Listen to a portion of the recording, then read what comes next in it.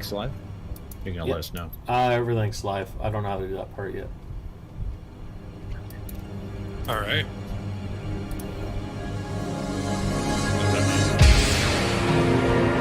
It's not actually recording yet. Hit the go live button. So as far as I know, we're live. It should be. Okay. I believe we're live on camera. Yeah. Welcome, Internet. Yeah. I'll check the channel. Let me know when I see it. 33 I'm on seconds. YouTube. What you're gonna hear is a minute and a half of us clearly not having any idea what we're doing. That's fine. We're setting up the game. Exactly. Cephalopod versus Rotsaur. Red Hatlings versus Jane Street Janelings. I'll do my task of sharing it in the CEA. Oh yeah. And the countdown's coming.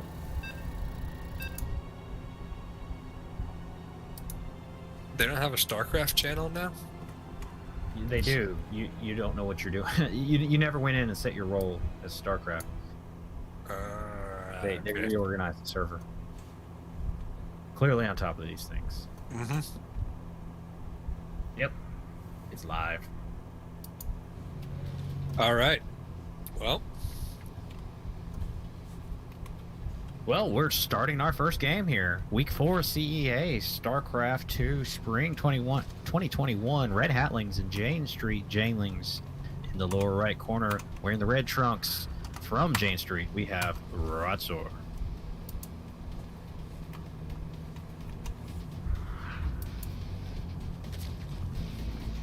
And in the upper left corner, wearing the purple trunks for the Red Hats, it is Cephalopod. Yeah, could one of you guys stream through Discord? You're not in the game? No. Alright. Give me just a second.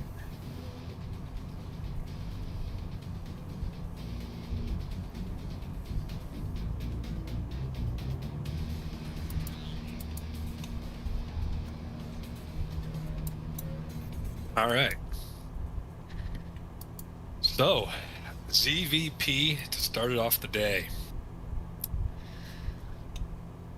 What a way to start off the day. It is, especially with all the technical difficulties that we've been having. Yes. Uh-huh. We're not rusty at all. So, Rotsaur. That's an interesting name. It is, sort of speaks back to maybe the undead, sort of a classic, War 3 race, just kind of trying to, get that little bit of a cryptic vibe to him. Blizzard nostalgia is definitely strong, considering most of us fans were looking forward to Warcraft 3's revival, and we're utterly disappointed. But Starcraft is today, so what do we have here? It looks like a number of Zerglings for Cephalopod running across the map. Not a heavy commitment necessarily, doesn't even have speed finished yet, but it's just going to poke in and potentially annoy the Protoss, get that Zealot out of position, maybe get a nice run by, but is poking away at that gateway, has the shields down, decides to go ahead and pull back. The Adept is on the field, isn't going to be able to get in and do much, but it doesn't look like Cephalopod is committing to this, just sort of a harmless poke and scout. Yeah. The Zergs have this issue with rocks, you may have noticed. They don't like them on the map. They're sort of rockophobes. Me personally, I'm against fracking, though. Sure, absolutely. We want to keep all of our geologic, features in pristine condition. Not trying to destroy the Earth. Apparently, Zerg have no problem with that. But that is a lot of adepts are just gonna. Oh, okay. Got the surround on the Lings, killed a few, and are gonna start moving out. We'll see how Cephalopod reacts to this. That is a fair number of adepts. Hasn't shaded yet. Could be getting across the map a little faster than he is, but oh, there he goes. He's gonna go ahead and get into the base. And we'll see Roach Warren just being thrown down. So Rotzor in a position to do a lot of damage to his opponent right off the bat. Pull some drones, trying to get the surround, trying to get these guys killed. Will shade out. Looks like he'll save a couple. One more potentially going down too, and just the Zealot left. Couldn't shade out like his buddies. Yeah, he just got a nice position on the Adepts. Gonna chase down the last few, and that puts Cephalopod in a strong position. Does have resonating glaives, about almost getting done. That'll definitely help. But has his window passed is the question. Yes, we do know that Roach Warren is done working on +1. Rotzor getting his third started. Nope, excuse me, that's his second finishing. But Cephalopod does have his third. Rotzor is committing to these adepts, as you said, with that resonating glaive. But I spy the win button for Protoss. That DT Shrine has gone down. As they say, win behind Dark Shrine. That is right. And his Lings are going to continue to check for third base. Sees that there is none. Of course, sees everything from that perch position. Has a good idea of zero tech in the back of the base here. Yeah, it's a little awkward to fly into your opponent's main and not even see a pylon. Yeah. It's actually pretty ripe for exploitation if you can get an Overlord on the edge there, maybe a Nidus, but doesn't look like he's going down that tech path. Yeah, now that adding on a bunch of roaches, that'll be pretty effective against these adepts. But it looks like he's going to be able to clean up quite a few of these Lings first. That's right. Makes a nice use of that. That upgrade, of course, gets the increased damage right after the shade. So he planned that well. Gonna see what he can accomplish with this pack of adepts. I'm not sure how much. 10 roaches are popping right now, so that's gonna really help him defend. Does get right on top of the ramp, though. Those roaches are going to be able to soak quite a bit, but, you know, until the rest of the cavalry arrives, depths are just running wild. Is going to go ahead and shade back out. Does have the option to stay in the main, but with Cephalopod pulling his main army in, is going to force Rotzor to shade out. Rotzor showing really good control of his unit so far. Attempted counterattack by these roaches is being fended off by the DT Shrine. Luckily, does have the Overseer there, morphing from the perch. But until then, the DT is just going to town. Yeah, that Overseer wasn't quite in position. Wasn't ready for it. But does now shoo those DTs away. Sort of splits them up is usually a good strategy. Keep your opponent guessing.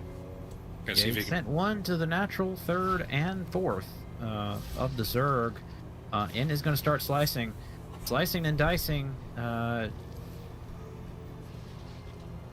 The one in the third, very effective. The one in the natural, got a few himself. Another Overseer is forming. A good sort of body block here at the ramp by all the drones, keeping the DTs from just getting into the main and doing a whole lot of damage. The overcharge on the shield battery is going to make it very hard for Cephalopod to push in here, but isn't able to get much done. Just has to back out. So is overwhelming numbers from the Protoss. Yeah, no, nice SimCity on his buildings there is natural, as we mentioned. None of them are in his main, so all it is natural. But attempted counterattack did kill a couple of probes, but not too much.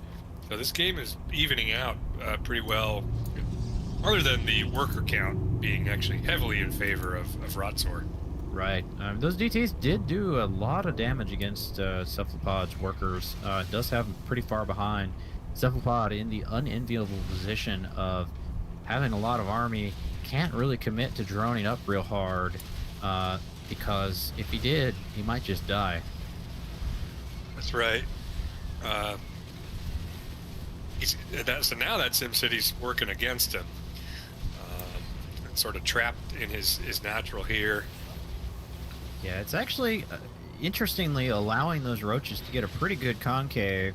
If he can continue to sort of abuse that position. Does overcharge the shield battery again. Doesn't have quite as much energy left on it, but is taking out these gateways. Fun fact, no tech buildings in Rotsor's main. I think he's starting to add on a few, but taking down these gateways is really going to hamper Rotsor's production. Yeah, not having any higher tech units for both players really seems to be hurting the Protoss a lot, especially Immortals he'd really crush this attack. But continuing to flood units into his base, poking the third, forcing him out into the open area to fight. Yeah, Blink just finished, so the Stalkers are going to have a little bit of, he's going to be able to get some of that Blink Micro in. And by Blink Micro, I mean he's going to just blink the entire ball of them. But that Immortal's standing up front now. He's a beefy boy, but he's not that beefy. There's enough roaches on the field to take care of him, and the Lings flooding in now to start help cleaning up. Just a lot of DPS out for Cephalopod. Doesn't need the workers, it turns out. You just need a bigger army. Getting in on Rotsor. Not clear what Rotsor's hold strategy is going to be. So much Zerg in the base now. Yeah, this is over. There's the GG. Wow, even with all that economic damage by those DTs, Cephalopod turns it around and hits at the right moment. Nicely done. Yeah, Rotsor sort of committed on the tech there. Went for the DT rush. Did some damage, but didn't do the damage soon enough, as Cephalopod was able to build up a pretty large army at that point and just sort of coast to victory. Yeah, had he waited, if he wasn't able to break him in those next few minutes, certainly would have been increasingly harder to with that large economic advantage that Rotsor had. But yeah, we're starting off the day with a good match. So yeah, we'll put a W in the win column for Red Hat, and we'll move on to game number 2 here shortly, which looks like it's going to be another PVZ. Turns out Rotsor actually a randoming player. So there was a 1 in 3 chance that we would see that particular race combination on map number 1. And it was pretty good. Yeah, for sure. This second PVZ will be on Death Aura. So a little bit different type setup. And have they sent out the lobby yet for that? Not No. yet. Okay. I think they're still working out the logistics here. Our player from Red Hat is a European individual, so trying to figure out what server we can best use for this map. Try to minimize everybody's lag, make it a enjoyable, fair experience for as many people as possible. Right. Always increasingly part of the Starcraft scene in COVID times. Even the World Championship, actually, they're having to deal with this and form rules around server play.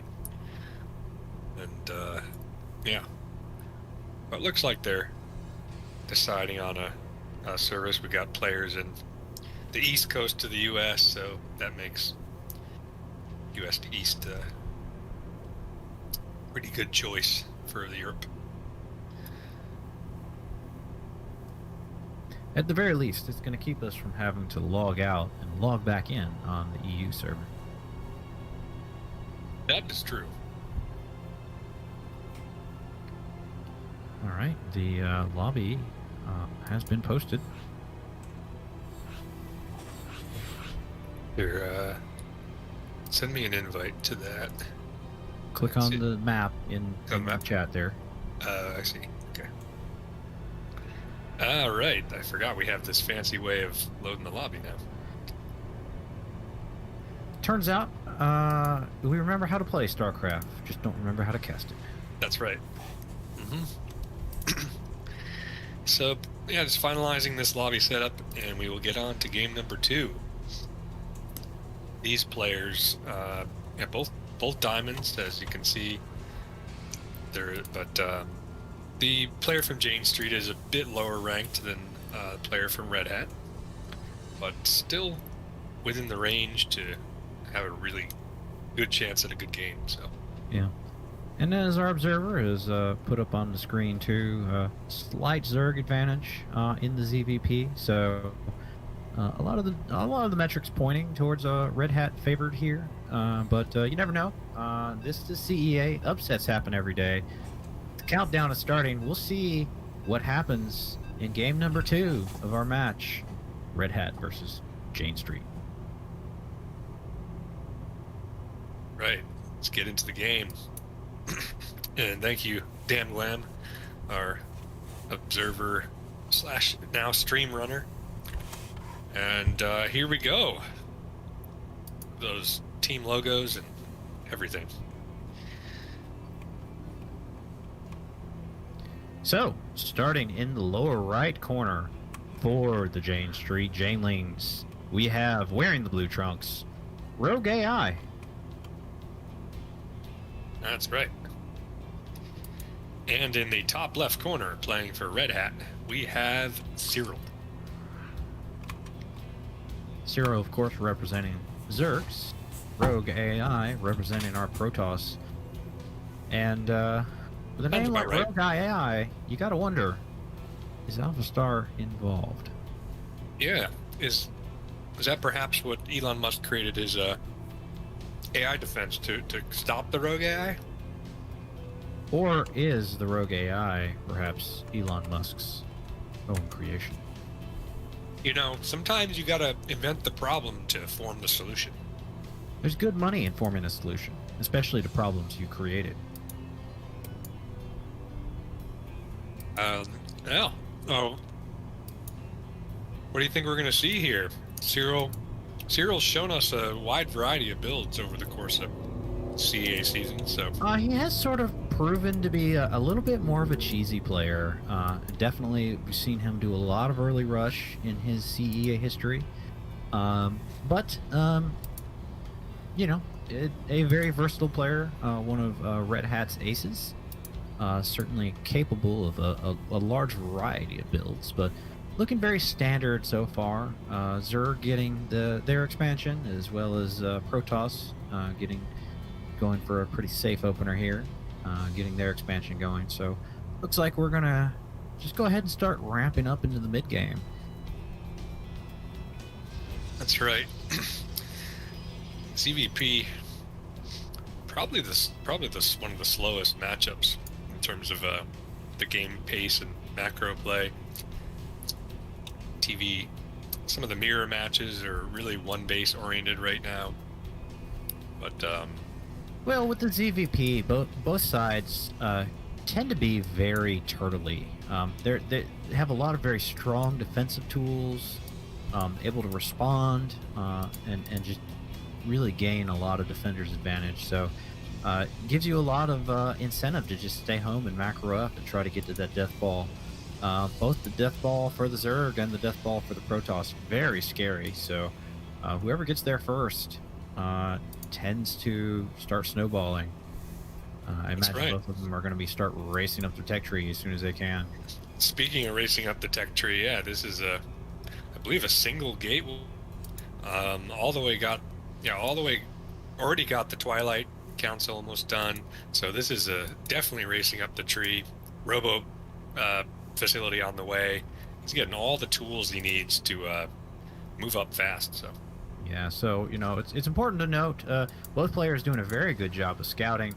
Rogue II poking in with that adept, just making sure that his Zerg opponent isn't doing anything too cheeky, and that's, you know, just giving him a little bit extra measure of confidence. Make sure that he can afford to be this greedy, going for a lot of tech instead of building a lot of defense. Army count extremely low right now, 10 to 10 at almost 4 minutes into the game. Yeah, I mean, pretty much everything is pretty mirrored among the players. So interesting to see what. It does seem like it's going to be a slow-paced building towards that death ball we spoke of earlier. Mm-hmm. Lots of economic focus and just upgrades, and yeah, our Protoss player really is moving up fast, getting Templar archives already, and looks like he's about to take his third. So not going to see anything coming out of the Protoss attack-wise in a while. Yeah, it's looking like a pretty effective build order out of our Protoss. Getting those Immortals out, gonna have Charge, gonna have Templar for with Archons and Storm. Meanwhile, Cyril opting for just finishing the Roach Warrant and flooding a few Lings across the map, hoping he can stop deny this third, but does have to pull back. 7 Roaches in production, so it looks like he might want to ramp up for an attack. Now would be a good time to sort of get in before Rogue AI can start ramping up his own production. Starting to throw down those gateways now. There's a window here for Cyril. Yeah, there certainly is. I mean, there's definitely advantage. Even if he doesn't deny base or kill too much, he just wants to have an idea of the timings of the bases going up, idea of the tech units that have to come and fend off the attack. So it's all about getting that information any way you can. Once again, these Zergs, they do not like rocks. That's right. Don't ever send your Zerglings to geology school because they're just going to wreck the place. You can't take them anywhere. He even throws an extra bile in there just as a, final kiss goodbye. Got to scorch the earth below to make sure no rocks ever grow back. Oh, absolutely. Storm about 2/3 of the way done. If he can squeeze out a couple of Templar and some Storms, it'll take a lot of the bite out of this composition. Get some good biles down, taking down those Immortals, no sweat, barely an inconvenience. And hammering the Protoss now. Protoss has no answer. The army supply, 50 extra supply for Cyril, just an overwhelming Zerg force here, is going to try to focus some damage, get these gateways down, ensure the Protoss doesn't have production, ensure the Protoss is behind on economy. Even if he doesn't win the game right here, we'll be in a really good position. That's right. Actually, Storm did just finish. Unfortunately, had Rogue been able to keep those High Templar alive, might have been able to really take these Lings down. But the Zerg's just storming in, gets between his units, surrounding the Immortals now. Nice choke point though, but is it going to be enough? Yeah, the overcharge on that shield battery gonna make it real hard to kill them, but there's just so much Zerg there, it doesn't matter. GG is called. Game 2 goes to Cyril. That's right, and so that does put 2-0 in Red Hat's favor for the match. That means they are at match point already, as things are moving pretty quickly today. That's right. It was a good matchup there. We did, see some sort of mid-game back and forth. Rogue AI opting to be just a little bit too greedy, trying to get his tech out. Got a very, very fast Storm, but just, came out a little too late. Didn't have the meat in front to keep the Zerg army from overwhelming. That is the cost of going too much tech too fast. Yeah, and of course didn't have enough information to maybe just a little bit more scouting on his side. He would have known the size of the opponent's army, and yeah, he did poke in once or twice with the Adept. So I think the interesting thing of Cyril's build is just how quickly, and then this is the signature of Zerg, is that he can go from not much of an army to having a large one really quickly. Just cut drones and start building army, and a frightening number of Lings and Roaches can come out without any warning. So some of this is interpreting, interpreting what your opponent is doing, trying to figure out what is his plan. And with Protoss, you just can't afford to sit back because you only build one immortal at a time out of that Robo Bay. Yeah, exactly. So he just did not have the production to respond. And so that was it. But we do have a different matchup now for you. Just replace the Protoss with more Zerg. So bugs versus bugs, ZVZ.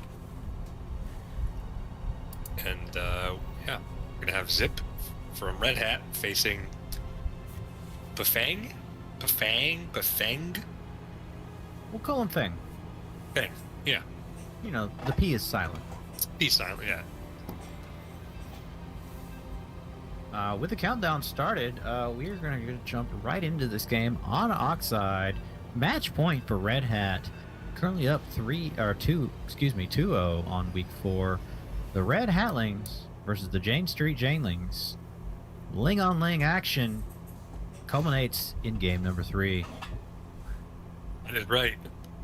If you wanted more Zerg, if you watched those 2 games and said, "Can I have more Zerg?" then you got what you wanted, because there's just lots of Zerg.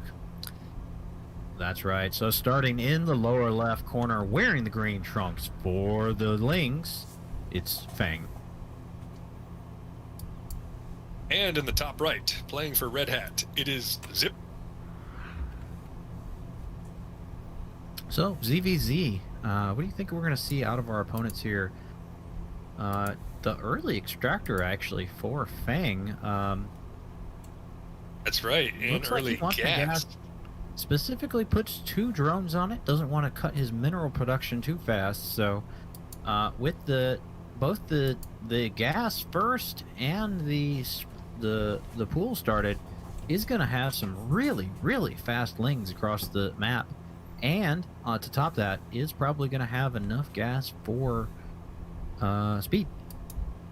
Right, yeah, just going to time it right to make sure that 100 gas is available as soon as that pool finishes, just a hair behind here. And so no delay on that ling speed. You might call it the fastest ling speed possible. You know, it pretty much is. But yeah, he's going to queen. Zip does have his pool going down, so not a super late pool from Zip to allow him to get his queens out and get an idea of what his opponent might be throwing at him. The Overlord is getting close to Fang's natural, and so he'll have an idea based on what he sees. As I learned from Zerg, depending on how far the creep is on the natural, you can know when the natural was put down. Yeah, and then it's sort of an interesting thing. I did not immediately start building lings. I actually built the queen first before committing to a bunch of lings. But so really banking on that speed advantage, and speed is halfway done with Zip just starting his own.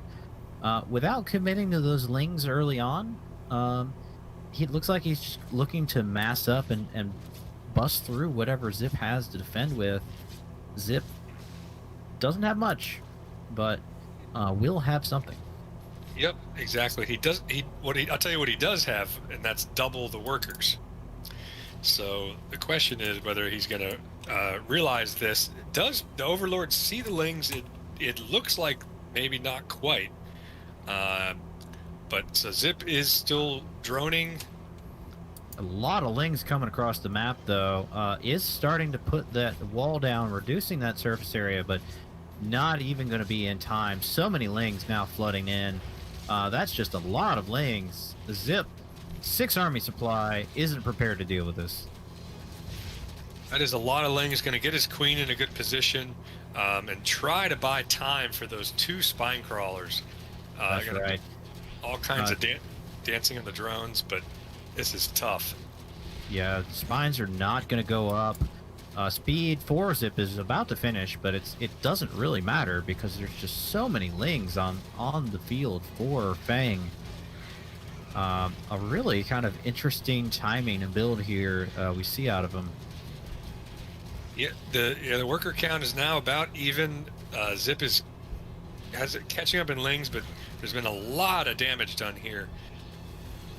The damage is not over. Fang still has the army advantage, still rallying more and more Lings. Zip doing an excellent job with his micro, getting a lot of value out of his own Lings, but just loses out to sheer numbers. Fang in the Battle of the Lings is able to pull one out for Jane Street. So the Janelings stay alive for one more game. Right. Wow, that was a surprising build pulled off by Fang. He really did get that speed super fast. Got that queen, like you said. He did opt for the queen first, which gave him that early injection of larva that was critical. Well, and I think the other thing to note too is that not only that early injection of larva to catch up for the fact that he didn't have the early hatch, but also he was able to start needling away at the Overlord coming into scout. That early in the game, you can't afford to lose your first Overlord because then that it's gonna supply cap you. It's gonna make it really hard to just build units. So exactly had to turn that Overlord around. Maybe didn't get the scouting information he was hoping for. Yeah, exactly. It's a clever move by Fang for that reason, because he didn't get the information on the timing of the natural, also, but crucially didn't get the information of the Lings starting to cross the map. Right. And so now, of course, seeing the queen on the field means he has a pool down. So right. Not only is the pool down, it's been down long enough to build a queen. Yeah. But so you kind of have to expect a little bit. Maybe just kind of a misread in the moment from Zip. Should have maybe known the pool was down. A pool going down that early can only mean one thing, and that's a lot of Lings coming at you real fast. So maybe getting the wall up at that ramp a little earlier, maybe building a spine or two earlier. Looked like he was maybe 15 seconds out from actually having his defense, which is the power of those of a rush. Yeah, exactly. Just those so many more workers. Just that one extra larva cycle would have been able to really even that up. But that is Starcraft. So fortunate for Jane Street, they get to keep the match alive and bring us to Game 4, which will be a TVT, our first Terran of the day, period, and not one but two. Yeah, as they say in the biz, now for something completely different. That's right. And that will be taking place, as you can see, on Romanticide, which is kind of an interesting map, with the different sort of attack paths and the like. But just waiting on a couple of players to join the lobby, and we will get started with game number 4. Yeah, countdown timer has begun. Going into game number 4, this is going to be match point once again for Red Hat. The Battle of Lings takes it to the human matchup. Right. You got to end with the humans. I mean, that's how the story goes, right? Of course. So that countdown, I never quite get used to it. Yeah, it's a little different. 10 years of StarCraft, and all of a sudden they put a countdown at the start of the game. But you didn't come here to hear us reminisce. You came here to see some StarCraft. And starting in the lower right corner of the map, we have, wearing the blue trunks for the Janelings, it is Mr. Ormus. Or It's what happens when you're trying to say enormous and you have a lot of food in your mouth. I like it. In the top left corner, though, playing for Red Hat, we have Nitrous. All right, so a TVT. What do you think we're going to see in this today, Big Toe? PVT in my neck of the woods on the ladder is very, very one base. There is a whole lot of formaggio in the ladder on Terran. If you build a second base, you are likely to die. And so Would you say it's because they're spending too much time in the club, maybe doing the fusion core dance?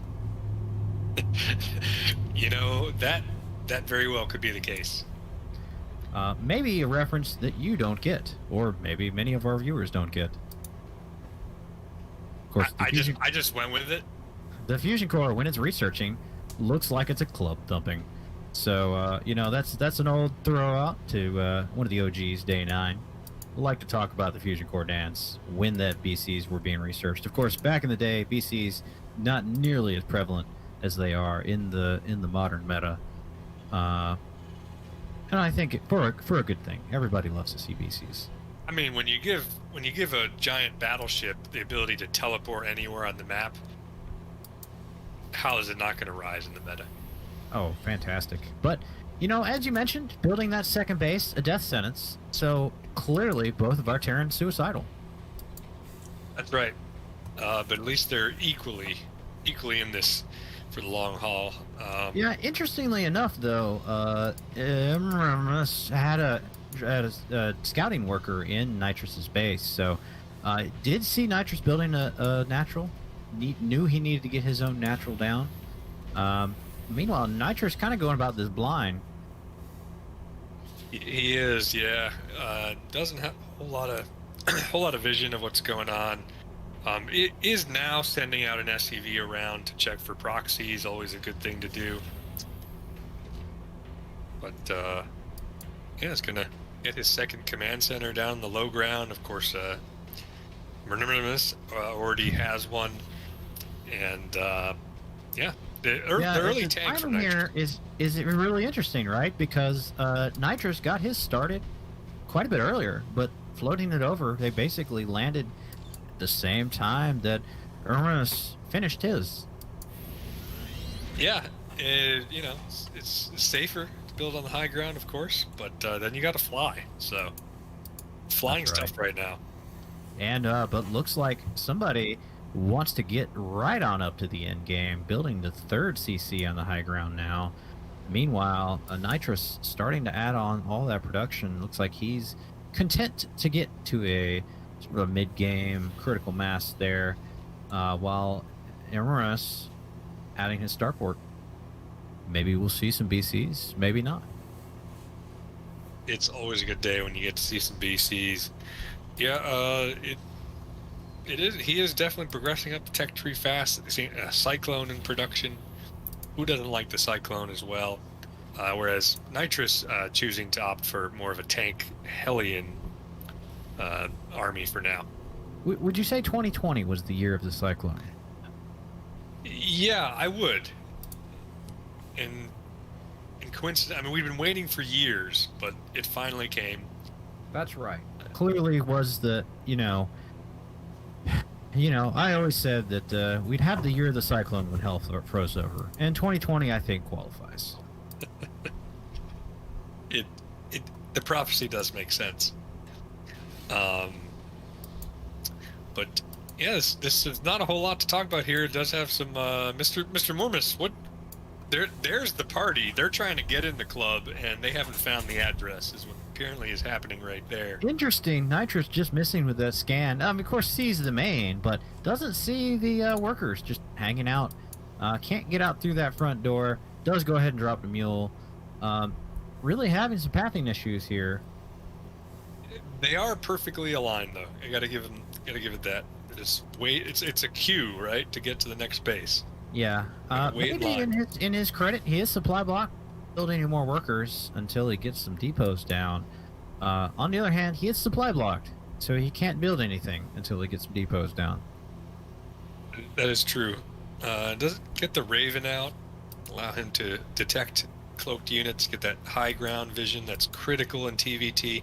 And Nitrus, as we can see, sending this Hellion over to just get an idea what army has, that his opponent has, and it's going to get killed by the Cyclone. Yeah, I'm not sure if Nitrus was actually paying attention there. lot of times you'll see the player react. The Hellion will scoot around a little bit, but very oversaturated on his natural now. Doesn't have those natural gases, so I'm not sure what Nitrus's game plan is here, aside from survive until he can sort of macro up, but behind on the macro, just now starting his third. That's right, yeah. Just getting that third down, but game is pretty even otherwise. Just a bit different tech paths for our players now, but Murmuris is kind of going backwards in the tech tree, and now adding his barracks in. Maybe going to have a bio-based core army here, supported by those tech units. Yeah, an interesting sort of defensive posture from Murmuris. I mean, he got the Cyclones out, had a Raven, sort of preparing for a lot of, those early Terran builds. Even though he got in and got some early scouting, he didn't get a lot of scouting later on. And so over time, the less information, if you stop gathering information, that window of uncertainty gets larger and larger. So, if you don't know what your opponent's doing, you got to prepare for anything. But now it looks like he's starting to transition into the kind of army that he wants. Meanwhile, Nitrus said, screw that. I'm just going to start building the army that I want. Getting those factories down, that is a fair number of factories, I would say. Yeah. He's going up to 6 or 7 now. And, yeah, it's getting his upgrades going. Nitrus is macro, known to be a really strong macro player from all of us at Red Hat. And so definitely staying true to his name, turn the engine on, and making sure he keeps up. He is down significantly in workers, I would say. Right. Well, being down that third base for, I'd say a good minute and a half, not able to get workers out as quickly, but so that'll come to bite him here shortly. But having been cranking out army, Nitrus with the 20 supply lead in army just has a lot of beefy units on the field. Cranking out 2 Thors at a time is going to easily be able to smack back Mr. Normus if he tries to move across the map. That's right. Really, TVT is all about positioning.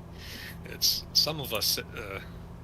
I think it's the most interesting mirror, because of that reason. It's just really different than all the other matchups. But meanwhile, Murmuris is getting in position here. This map has a strong position to the left of where we are looking right now. You can really take advantage of that high ground. But he's going to choose to go around to the side, check for that 4th base, and hit up against this wall here. See what he can do. Good timing. As the 4th base is flying across, Nitrus just said, well, whatever, I'll keep going. It's fine. And Murmuris just overcommitting. He's about to see what Nitrus has been building, which is a lot of units. That's right. That is a ton of Hellbats, which are a really good meat shield for those initial tank shots in bio. And that army got crushed. It did. I'd like to see some healing thrown down on those Hellbats. Get a couple SCVs, repairing the scooters, if you will. But Mr. Armus has got to at least be scratching his head right now and wondering where that came from.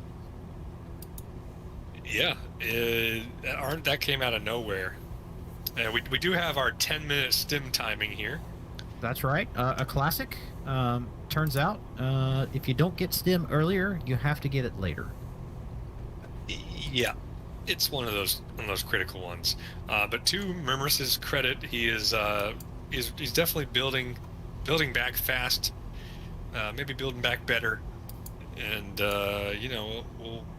we'll see. This game is moving into the real late game. Both players have pretty much every tool to their disposal. Nitrus getting Blue Flame, getting whatever the hell those are called, rotors. Yeah, so actually a really confident move there from Nitrus to just go ahead and land his 4th behind the enemy army. Knew he was going to walk up and crush it. Didn't waste any time. So sort of taking back a little bit of that. He sort of took a small economic hit, getting his 3rd a little bit later, but His fourth is up and rocking now, so Nitrous has got the economy he wants, has fewer workers than Murmus, and that's going to start to come into play. It really does. It's going to matter quite a bit when you get into these late game fights. Apparently Terran Kill rocks too. He's going to just charge right into this pack of Marines and Vikings. The rest of the army is not in position with these units, so Nitrous is going to crush that. Pretty brutal. Turns out fire against Marines not effective. Not what you want. Of course, Nitrous both going into that fight, both players were at max supply, but Nitrous has 20 more army because he's got 13, 12 less workers. Right. Gonna shut down this fourth base, which is really good for him. Gonna be a tough position to break though on the high ground here. A lot of tanks. A lot of tanks, and Stim Marine's gonna do really well against these Thors. Does not have Medifax critically though. That's right. That's gonna hurt him, but he's gonna lose. Nitrous gonna lose a lot here. The Stim wears out, and the Marines. Crucial mistake there on move command, just probably trying to jump on the tanks of Nitrous. Not gonna be enough. And these Thors, these beefy boys, they survive the tank shots, they survive the Stim Marines, and they are out for blood. Right. He is down to Murmus is down to 2 bases now, long distance mining from that third, while Nitrous's Thors just decide to allow that to happen for a little while. Yeah, let him have a few final last breaths. But this game is looking like a uphill battle for Murmus. Yeah, 2 Hellbats joining the fray. Looks like a couple of Marines trying to be the hero squad, trying to be the elite boys, but Thor reinforcements showing up. This is going to be tough for Murmus. Not just Marines. There's SCV holding gas just to threaten the enemy. Never give up. Never surrender. Unless you're completely dead. Does have a good tank position here. Probably going to want to heal that bunker if he can. Tries to land the Vikings. Vikings trying to be a hero. Uncommonly known fact, Vikings on the ground do bonus damage against mechanical units. Right, and he kind of pushes this back. I mean, for now is the caveat. But... I would have liked. I think that command center is going to be just a pixel too high. I think Nitrous made a little bit of a miscalculation there. Didn't heal up those Thors. I'd like to see him drop a mule or two, just get them boys back to full health. They can soak some shots from the tanks, but not being at full health, they don't last very long. That's right, yeah. It does have a few that are still hurt. So he's going to have to see what he can do. But Nitrous is the macro monster. He's got 5 Thors finishing up, some tanks, getting upgrade lead. And so just the army Murmus is making, missing 1 critical unit, and that would be the Marauder. That's right. Probably doesn't have a lot of tech labs down on his barracks, though. Just really trying to squeeze units out as fast as possible. Actually does have a couple of barracks without add-ons. Be real easy to drop a couple extra tech labs, but quickly running out of money. Murmurous in a rough position. Meanwhile, the next wave is coming from the mech machine. Does pull back, takes a lot of free hits on those Thors. Maneuvers to get some of the higher health ones up front. Yeah, I don't think Nitrous can break this position. That's just too much. I don't think he needs to. I think if he camps here, if he can deny mining, deny the fourth basically, he'll keep that economic advantage. I still would like to see him repair those Thors. Yeah, he's like, nah, I'll just build 18 command centers and I'll win the game that way. That's right. You can. Why repair your Thors when you can just build more? I mean, he does need things to die now. He has nothing left to do. Right.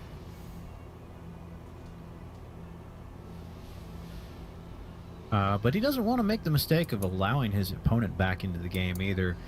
because he has been mining on those 4 bases for so long. You saw him build 3 more CCs, but now his worker count is creeped its way up to 80, and he's gonna have a little bit harder time matching the army supply. If Murmurus can get out on the map, maybe get some medevacs out, be really active with the Marines, can really exploit the immobility of this army from Nitrous. Nitrous basically stuck where he is.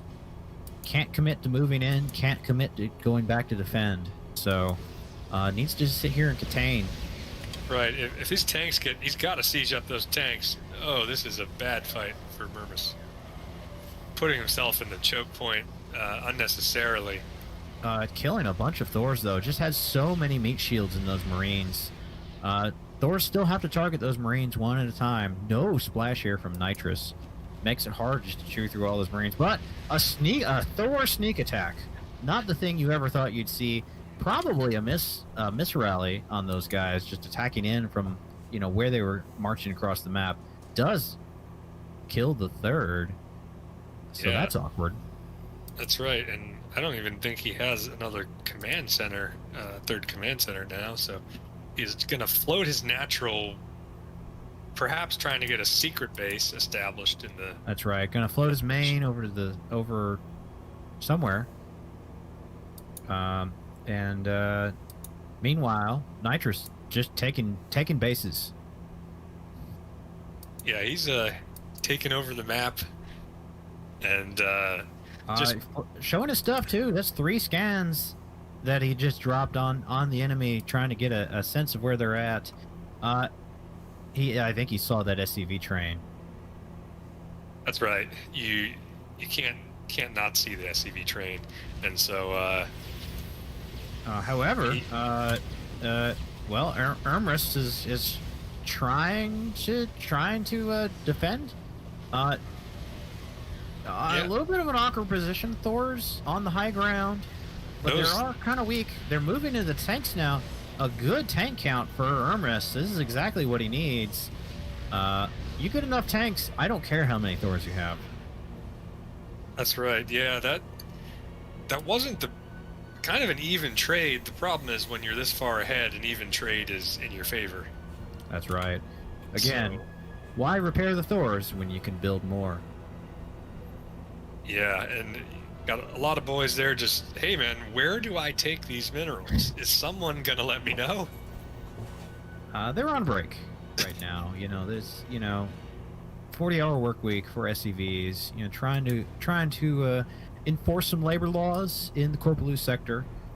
Yeah, this is the heroic defense force for Ermrus right now. They have put in some work.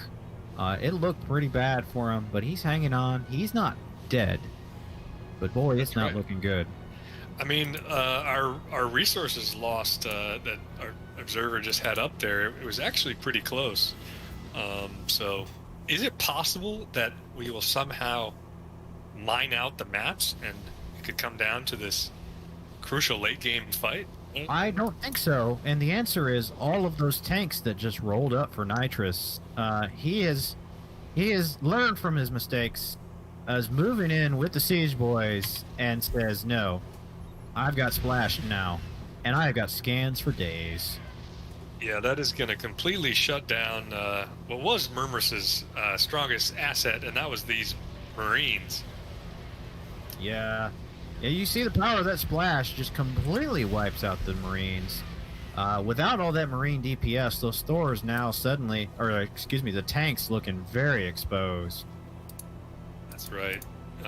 Whatever position Nitrous takes now, he's really not going to be able to dislodge Nitrous. Yeah, this is the death blow right here.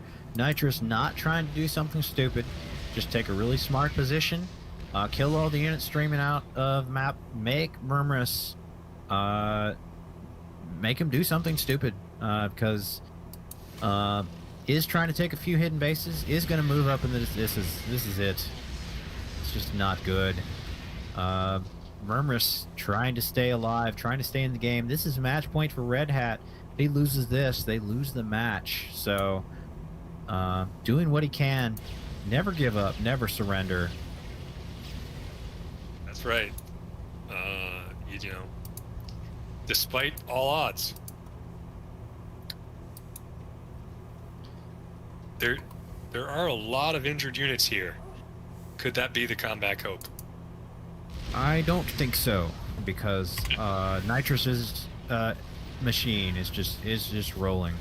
The Marines trying to be heroes once again, but get in range of those tank shells, and it's just not going to be enough. Thor's now moving up into the main. It's going to be real hard to come from behind if you don't have production. That is right. You can always fly your buildings to a new spot. Turns out Thors shoot up. Dang it, you are right. They And certainly are do. quite effective at destroying large, bulky units. Nitrus making use of that Terran APM, switching There's- all of his storage into high impact mode, and takes the game. And that will secure the match for Red Hat with a 3-1 victory over the Jane Street Janelings. A pretty good series there. That TVT showed the importance of positioning, showed some good positioning basically out of both players. Murmurous, I'll give him a commendation. That was a really good defense for about the last 10 minutes of the game. Very far behind, stayed alive. At the end of the day, Nitrus choked him out. Nitrus made a lot of good decisions, keeping his economy rolling. Murmurous not able to pull it back, but it's still, a lot of lessons to be learned there. A lot of lessons to be learned in all of our games today. Best of luck to both of our teams as they continue through CEA. Right, yeah. That was a good one to end on. We, of course, happy to see the Red Hat victory, which might have been the first one of the season, only a few weeks in, of course. But it'll be interesting to see that as the CEA is expanding fast. I heard something like 30% more players this season in the overall tournaments. So definitely a growth track, and interesting to see how it keeps Starcraft alive too. The ultimate goal, right? I don't think the 30% was in Starcraft. I figured that, but let's just say for this purposes that it is. It But, doesn't matter what game it is, though, because it's all for charity. It's all for a good cause. And, I think that's going to wrap it up for us here today. Thank you for joining the broadcast. We hope to see you again next week and every week of the season for Corporate Esports Association StarCraft 2 Spring Season. I am Eagle Searcher. I am Big Tasano. I'm Damn Glam. And thank you, shout out to Damn Glam. Thank you for running the stream. And thanks everyone for watching.